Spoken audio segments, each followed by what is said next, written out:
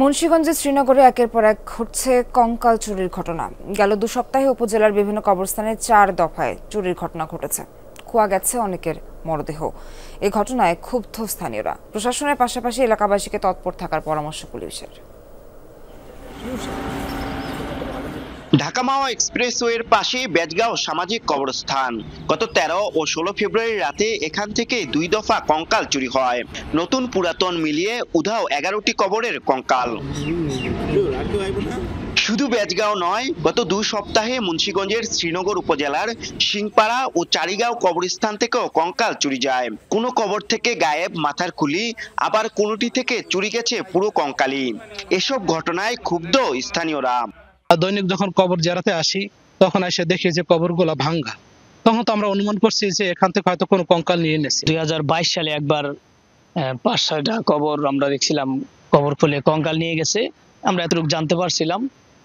তখন আমরা এটা শ্রীনগর থানায় একটা অভিযোগ করি। 2025 সালে এসে 12 তারিখ দিবাগত রাতের যে কোনো সময় আমাদের কবরস্থান থেকে 5টা কবর ঠিক আনুমানিক মাথার অর্ধেক খোঁড়া পাই আমরা।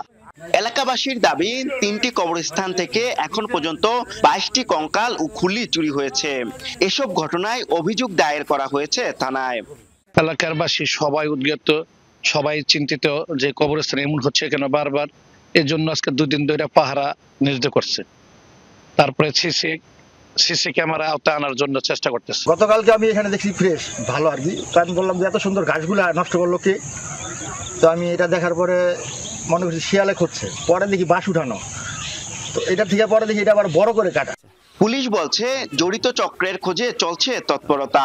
পাশাপাশি স্থানীয়দেরও দিয়েছেন সতর্ক থাকার পরামর্শ।